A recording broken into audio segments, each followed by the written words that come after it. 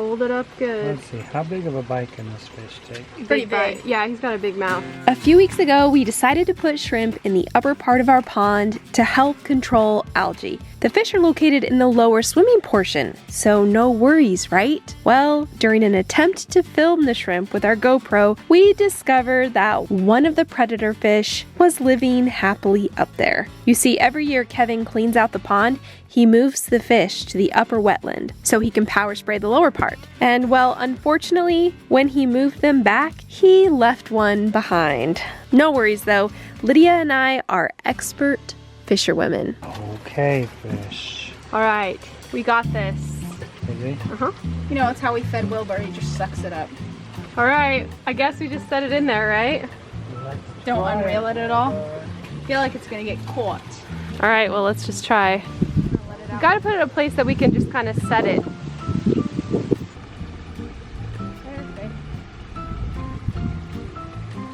I think he'll pull You're on so it. confident?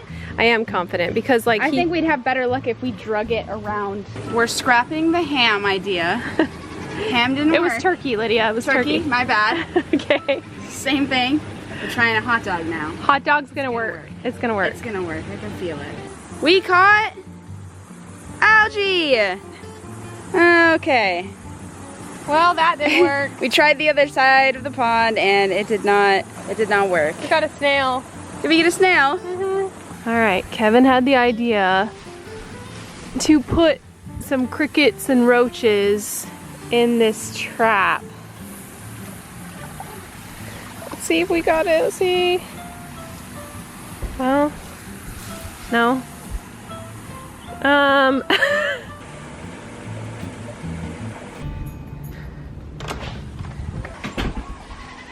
Okay, come look over here. Look right here.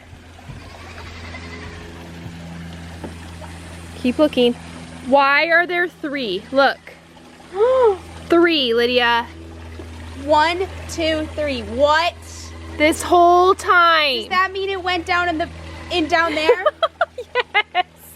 Oh my god. No way. The whole time he had come down the waterfall, and I bet it was that one right there. This whole time we've been trying to catch the fish. Somehow at some point he took a little ride down the waterfall. Oh my gosh. This whole time we're like, why is he not? He's fine. So hopefully the shrimp survive now. Maybe we have shrimp in the bog. Look how many koi there are, Lydia. Look. Hey, Wilbur. It's probably Wilbur who told him to jump down here. You can't even see him, he just matches the... We were young and we were free and running, never bothered about what could be coming. Every day we danced and life was smiling. We were young and drunk in love.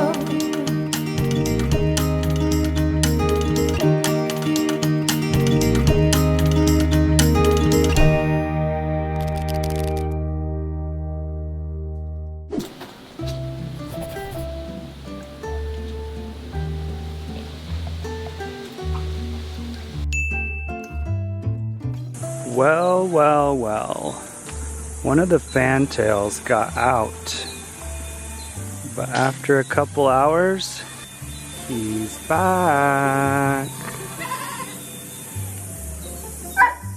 See, you don't want to leave.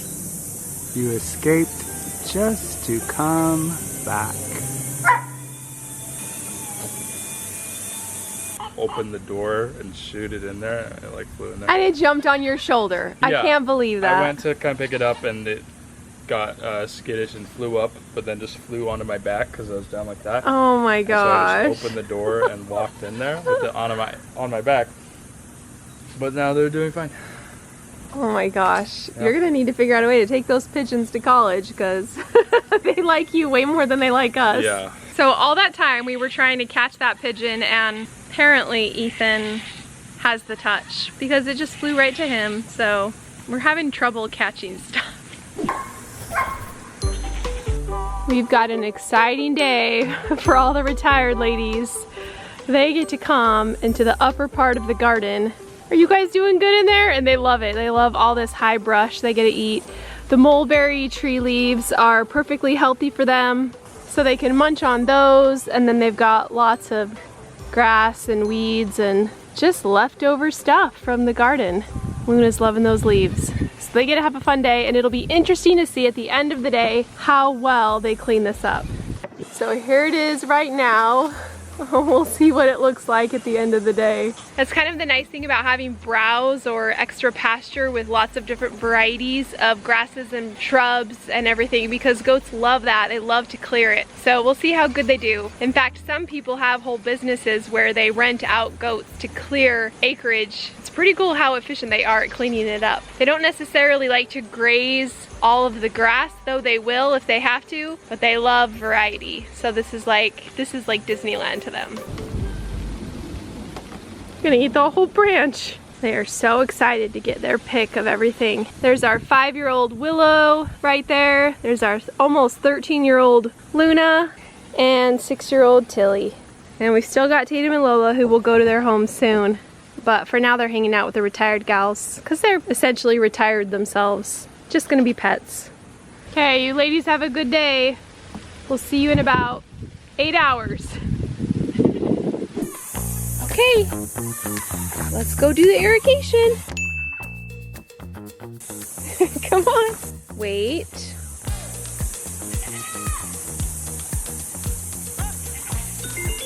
Okay. Dairy water.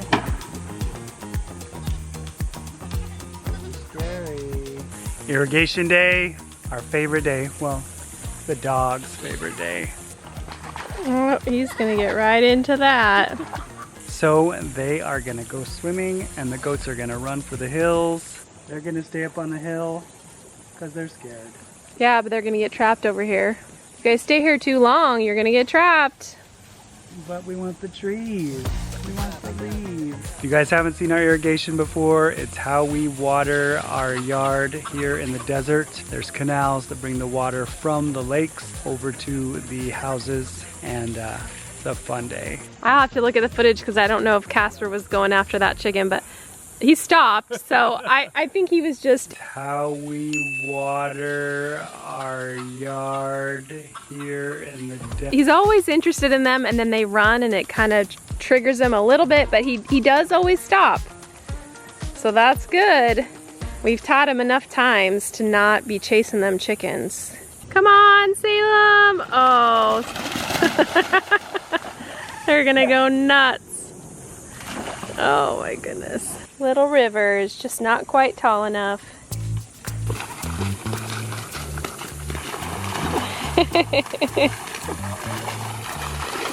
They roughhouse so much. We love that water.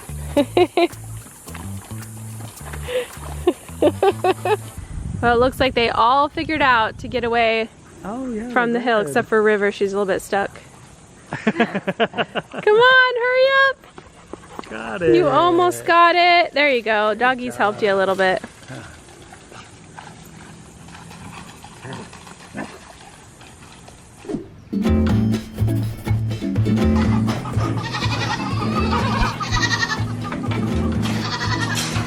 Come on.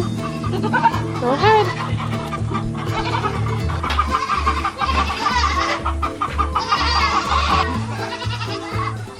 Well, today is milk testing day, and the goats are really excited about it. It's a way us breeders keep track of the milk records of our goats' milk production throughout the year. We also send samples to the lab and we test the butterfat, the protein, and the somatic cell count, which gives us a little bit of an insight into how their udder health is. Now the cool thing is if they have high enough numbers, then they can earn a milking star. You want your highest quality milking does to be able to earn their milking star because this proves that they're a quality milking goat. Now we have 3 does in milk. We made some cuts earlier this year, and so we're down to just milking these 3 goats. If you're wondering where those goats are now, you can click in the link below, which will tell you a story about each one, where they are now, and how they're doing. But of these 3 does, we've got Daphne, who has already earned her milking star last year as a first freshener. And then we've got Reba and Prim, who are looking pretty good and on track to earn their star, but we won't know for sure until the end of this year. So I'll keep you guys up to date and let you know if they get it. And the cool thing is, if they get their milking star, they get to have their very own star on their name board in the barn. Reba seems to produce a little bit more milk than Prim, but Prim has a really nice soft udder texture, so they both have their good qualities. It's kind of cool too, because if you have a doe that produces a lot of milk, like our Daphne, then that's something that you can boast about. It's something you can put on your website and say, hey, look how much milk this goat is making. She definitely has quality milking genetics. But the best part is getting to use the milking machine, because it sucks up the milk like magic.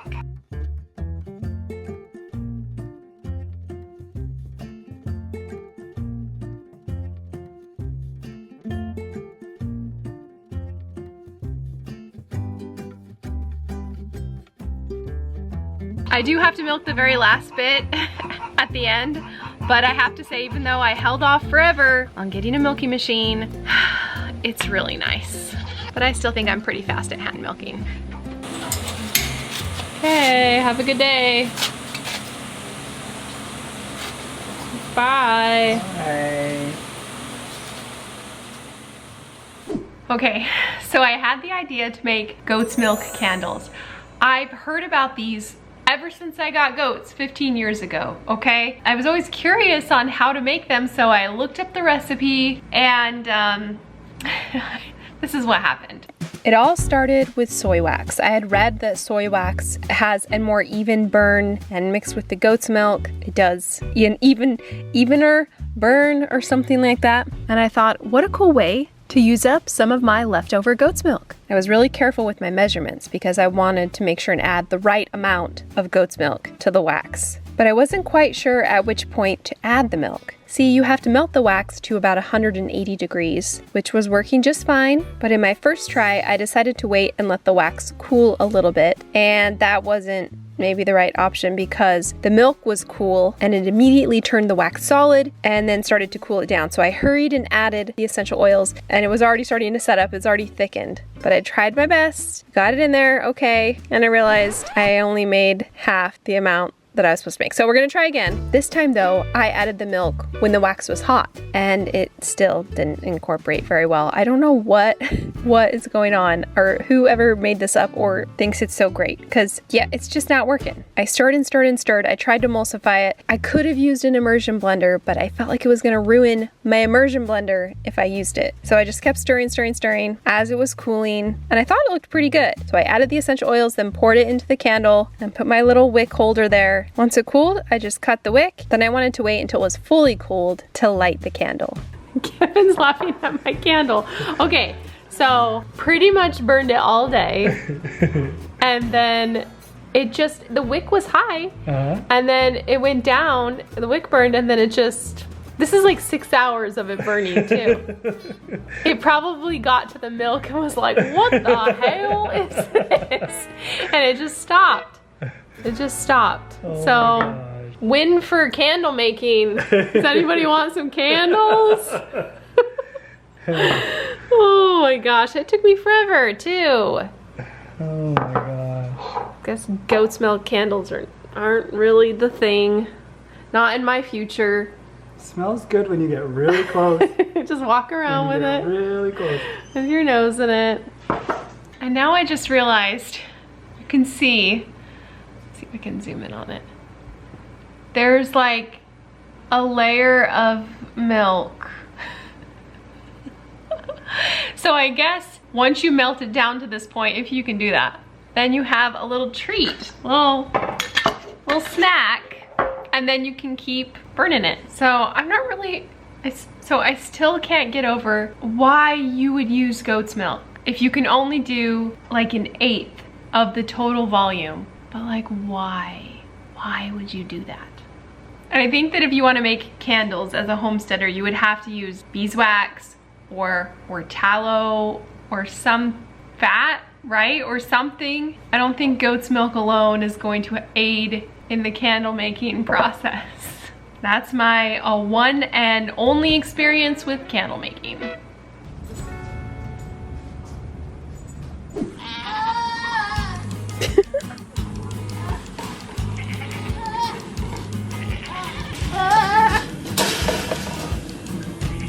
Are you in love with that mineral feeder?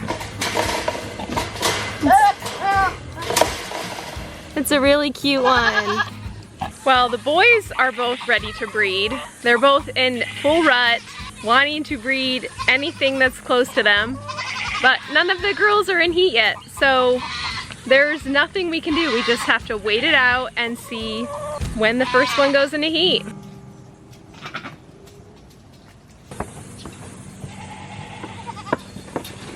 Well, you ladies did a good job on that whole upper garden area. They definitely trimmed the entire lower part of the mulberry trees. And maybe you can't see it as much on camera, but this is pretty sparse now. Do you guys have a good day? That was so much fun, huh?